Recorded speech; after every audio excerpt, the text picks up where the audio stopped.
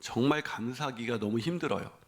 왜냐하면 이 감사절에 제일 힘든 거는 이제 담임 목사다 보니까 이 감사절 설교를 해야 되는데 이 레파토리가 매번 이게 하다 보니까 더 이상 할 게 없어요. 그래가지고 뭘 해야 되나 이렇게 고민을 많이 하게 되다 보니까 힘든데, 저만 힘든 게 아니라 이렇게 교인들도 보면, 유기성 목사님이 한번 그런 얘기를 하셨는데, 어릴 때 장로님들이 감사지로 오자, 이번에 얼마 전에 헌금 드렸는데 올해 또 감사 헌금을 또 드려야 되네, 특별 감사 헌금이 너무 많아, 이러면서 이렇게 힘들어 하시는 그런 모습을 보면서, 장로님들도 특별 추수감사절을 그렇게 좋아하시지는 않는구나라고 생각하셨다는 말처럼, 어쩌면 감사절에 우리도 살아가기도 퍽퍽한 그런 한 해를 보냈는데 하나님께 감사헌금도 드려야 되고, 어쩌면 성도들과 그냥 목회자에게도 그 추수감사절이라는 것이 정말 그렇게 감사한 날인가 라는 그런 생각을 해보곤 합니다. 여러분은 어떠신가요? 그런데 오늘 본문에는 시편 기자는 그럼에도 불구하고 우리가 감사할 수밖에 없는 이유를 우리에게 이야기해주고 있습니다. 우리에게 즐겁게 감사하라고 우리에게 초대하고 있습니다. 오늘 본문 1절과 2절을 보면 이렇게 나와 있습니다. 온 땅이여 여호와께 즐거운 찬송을 부를지어다. 기쁨으로 여호와를 섬기며 노래하면서 그의 앞에 나갈지어다. 뭐라고요? 즐거운 찬송을 부르면서 기쁨으로 노래하면서 감사하면서 예배하라는 것입니다. 그러면 이 번역이 제가 새 번역으로 한번 읽어봤더니요, 새 번역은 1절과 2절을 이렇게 번역하더라고요. 온 땅아 주님께 환호성을 올려라. 기쁨으로 주님을 섬기고 환호성을 올리면서 그 앞에 나갈지어다. 와, 우리하고는 조금 다르죠? 제가 오늘도 예배 드릴 때 보니까 환호성을 지르면서 오는 사람은 거의 보이지가 않더라고요. 마치 어린아이가 놀이공원에 들어갈 때 와 신난다 하면서 들어가는 그런 감사, 그런 즐겁게 드리는 감사로 하나님을 예배하라 라고 우리에게 말씀하고 있습니다. 이거는 추수감사절만 그렇게 예배하라는 것이 아니라 매 주일의 예배가 우리에게 그런 감사로 즐거움으로 환호성을 지르는 그런 감사의 예배가 되어야 된다라고 우리에게 말씀하고 있습니다. 하물며 한 해 동안의 감사가 담겨진 이 추수감사절의 예배는 우리의 마음 가운데 얼마나 큰 즐거움과 기쁨으로 인한 환호성이 넘쳐야 하겠습니까? 그런데 실제를 보면 별로 그렇게 환호성이 있는, 그렇게 기뻐하는 표정은 아닌 것 같아요. 확인하고 싶으시면 옆 사람을 쳐다보세요. 옆 사람을 쳐다보시면 별로 그렇게 기쁘지 않습니다. 여러분, 왜 이런 상황에서, 특히 올해는 정말 누구보다도 힘든 시간을 보내지 않았습니까? 우리에게 감사하라고 하나님이 말씀하시기 전에 우리에게 좀 위로, 니네 한 해 동안 정말 힘들었지? 그래도 좀 힘내. 감사 안 해도 돼. 내가 너희를 위로할게. 좀 이런 얘기를 우리가 들어야 할 시간이 아닌가. 그런 생각을 올해 추수감사절을 맞이하면서는 더 생각하게 되었습니다. 그런데 시편 기자는 왜 어떤 상황에도 그럼에도 불구하고 왜 우리에게 감사하라고 말하고 있는 걸까요? 그 세 가지 이유가 있습니다. 자, 그렇다면 우리가 왜 즐거운 감사로 하나님을 예배해야 되는 것일까요? 첫 번째로 하나님은 하나님이 되시기 때문입니다. 여러분, 바꾸어 말해서 하나님이 하나님 되심을 알 때 우리가 즐겁게 환호성을 지르면서 감사할 수 있다는 것입니다. 바꾸어 말하면 우리에게 오늘 추수감사절을 맞이하는 이 순간에도 내가 뭘 감사하지? 라는 질문이 생긴다면 그것은 어떤 상황 때문에 그런 것이 아니라 하나님의 하나님 되심을 아주 깊이 깨닫지 못했기 때문이라고 시편 기자는 우리에게 말하고 있는 것입니다. 오늘 본문 1절과 2절을 제가 다시 한번 읽어드려 볼까요? 우리 1절과 2절을 읽어볼까요? 시작. 온 땅이여 여호와께 즐거운 찬송을 부를지어다. 기쁨으로 여호와를 섬기며 노래하면서 그의 앞에 나갈지어다. 아멘. 여러분, 시편 기자가 즐겁게 감사하며 예배하라고 그렇게 초대하면서 그 이유를 뭐 때문이라고 말하고 있습니까? 하나님이 하나님이시라는 것입니다. 하나님이 피조물이 아니라 하나님이시라는 것입니다. 하나님이 우상이 아니라 우리에게 배신하고 우리를 실망을 안겨줄 우상이 아니라 하나님이시라는 겁니다. 여러분, 이 하나님이시라는 것은 무엇을 말하고 있냐면 오늘 그 2절, 그 3절에 이렇게 얘기하고 있습니다. 자, 기쁨으로 나갈지어다 하면서 그 이유를 3절에서 이렇게 말합니다. 3절 다시 한번 좀 띄워주겠어요? 있습니다. 시작. 여호와가 우리 하나님이신 줄 너희는 알지어다. 그는 우리를 지으시니요 우리는 그의 것이니 그의 백성이요 그의 기르시는 양이다. 무슨 말입니까? 왜 온 땅이여 즐겁게 찬양하라고요? 왜 환호성을 부르라고요? 그분이 우리의 하나님이 되신다는 것입니다. 그분이 하나님이 되신다는 것은 무슨 얘기냐면 그 이어서 설명하자. 그가 우리를 지으신 분이다. 우리가 그의 것이고 그를 기르시는 양이라는 것입니다. 하나님이 우리 인생 책임져 주신다는 거예요. 그래서 오늘 내 현실의 상황은 하나님이 책임질 수 없는 것 같은 상황이 벌어지고 있는데 하나님의 하나님 되심을 아는 사람은 그래, 그분이 피조물에 불과한 분이 아니고 만왕의 왕이고 천지를 지으신 하나님이야. 그분이 나의 하나님이시라면 내 인생 염려할 거 없어.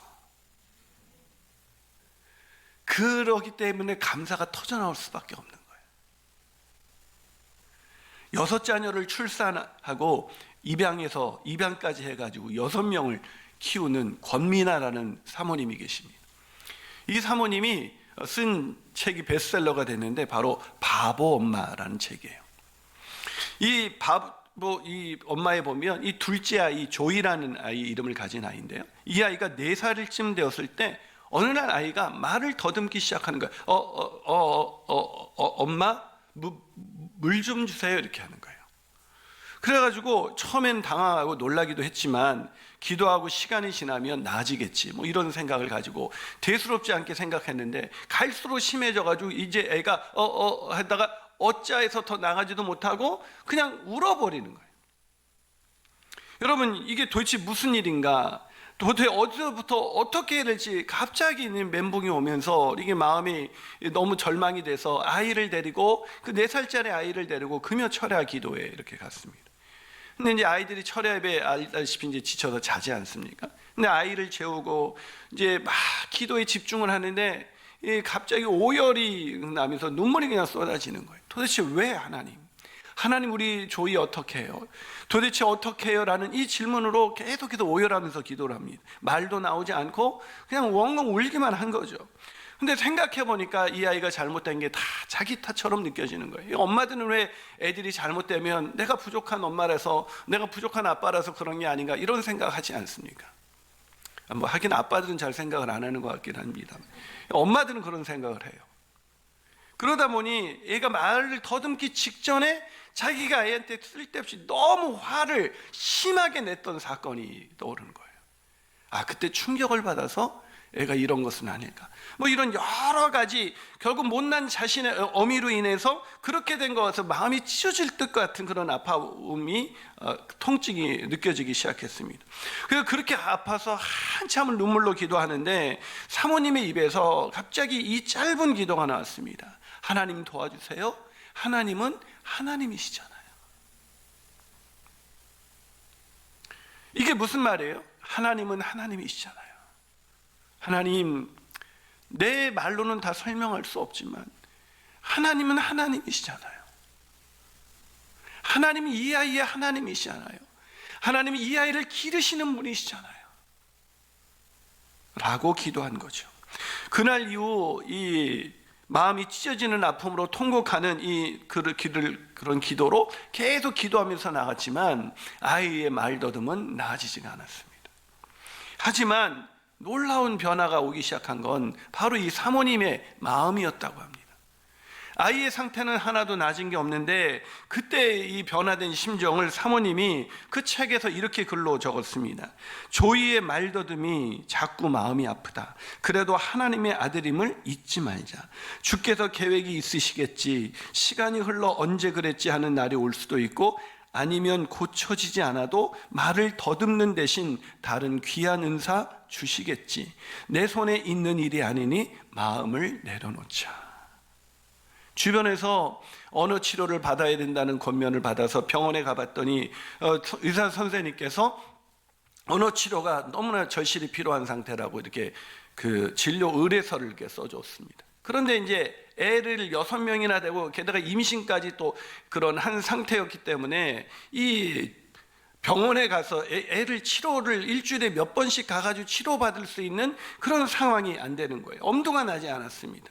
어떻게 해야 될지 그냥 오직 하나님밖에 의지할 분이 없으니까 그냥 하나님께 기도하면서 늘 그냥 하나님께 매달리기 시작했습니다. 하나님은 하나님이시잖아요.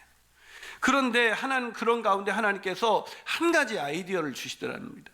이 아이가 말을 더듬더라도 아이에게 말씀 암송은 놓치지 않았으면 좋겠다라는 그런 마음을 주신 거예요. 그래서 그 말씀을 꼭 붙들고 하나님이 말씀하신 대로 매일 조이를 앉혀놓고 이 아이가 부담이나 스트레스가 되지 않도록 그냥 조금씩 천천히 이렇게 암송을 하기 시작했습니다. 근데 그렇게 몇 달이 지난 다음에 놀라운 사실을 알게 됐는데, 이 평소에 말을 할 때는 말을 더듬던 이 아이가 자기가 외운 말씀을 할 때는 막힘없이 술술 외워버리는 거예요. 그러자 얼마나 감사합니까? 오 할렐루야. 저녁에 집에 돌아온 남편에게 그렇게 말을 했더니 들떠서 말을 했습니다. 여보, 조이가 말씀을 암송할 때는 말을 더듬지를 않아요. 얼마나 그 한 가지 사실에 얼마나 기뻤는지. 여전히 말은 더듬고 있는데 말씀을 암송하는 순간에는 더듬지 않는 그 모습에 부부가 부둥켜 안고 하나님께 감사의 기도를 드리기 시작한 거예요. 사랑하는 여러분, 세상적으로 얼마나 바보 같습니까? 빨리 언어 치료를 받아야지. 이 바보 같은, 그래서 바보 엄마예요. 하나님만 의지하는 바보 엄마. 그러나 하나님의 되심을 아는 가장 지혜로운 엄마. 그 권민아 사모님은 그 책에서 이렇게 말합니다. 하나님의 말씀이 아이의 인생을 고친다. 사랑하는 여러분, 하나님의 말씀에 치유의 능력이 있는 줄 믿으시길 축원합니다. 왜요? 하나님은 하나님이시기 때문입니다. 우리가 생각하는 대로, 우리가 원하는 방법대로 고치시지는 않으시지만 하나님은 가장 좋은 방법으로 그 아이의 하나님이시기 때문에, 그 아이를 기르시는 하나님이시기 때문에, 그 아이를 만드신 분이시기 때문에 그 아이를 결코 포기하지 아니하고 하나님이 그 아이를 이끌어 가시고 길러주시는 것입니다. 아멘이십니까? 그 하나님이 바로 저와 여러분의 하나님이신 것입니다. 이 하나님의 하나님 되심을 알 때 우리는 기뻐 뛰며 찬양하면서 감사하면서 하나님을 예배할 수가 있는 것입니다. 그렇게 예배하시는 저와 여러분이 되시기를 주님의 이름으로 축원합니다. 한 발 더 나가서 왜 우리는 즐거운 감사로 하나님을 예배해야 되는 걸까요? 그 두 번째 이유는 하나님은 선하시고 인자하시기 때문입니다. 여러분, 우리가 믿는 하나님이 나의 하나님이 되신다, 이것처럼 감사한 일이 어디 있습니까? 너무나 이거 한 가지만이라도 만 가지 감사가 우리 인생에 있을 수가 있습니다. 왜요? 어렵고 힘든 모든 순간에도 내 힘으로 할 수 없는 그것이 하나님이 하나님이시다라는 것을 알 때 그건 더 이상 염려와 걱정의 거리가 아니고 불평과 원망거리가 아니고 감사거리로 바뀔 수 있기 때문인 것입니다. 아멘이시죠? 그런데 더 큰 감사가 우리에게 있습니다. 그게 뭐냐면 그 나의 하나님이 선하시고 인자하시다는 것입니다.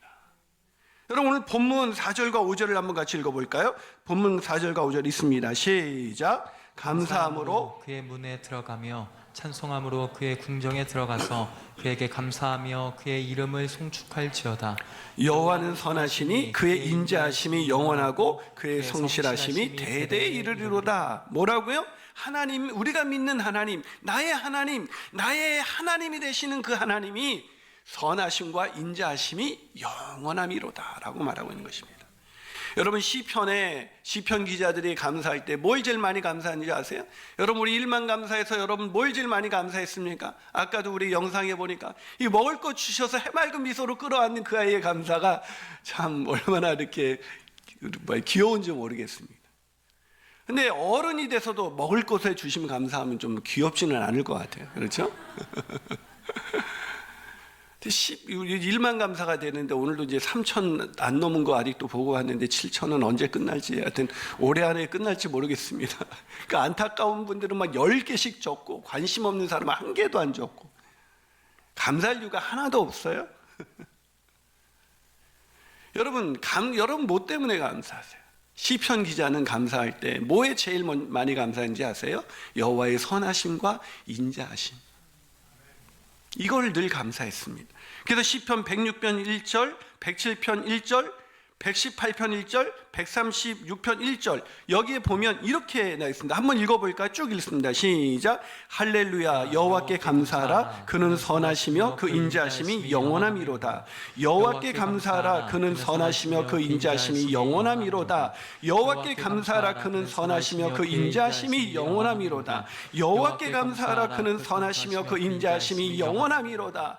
여호와께 감사하라 그는 인자하시며 그 선하시며 그 인자하심이 영원함이로다. 여러분이 계속 반복되는 단어를 똑같은 걸 제가 반복해서 적은 것이 아니라 시편 여기저기서 시편 기자들은 계속해서 말합니다. 왜 감사해야 됩니까? 하나님이 선하시고 인자하시기 때문입니다.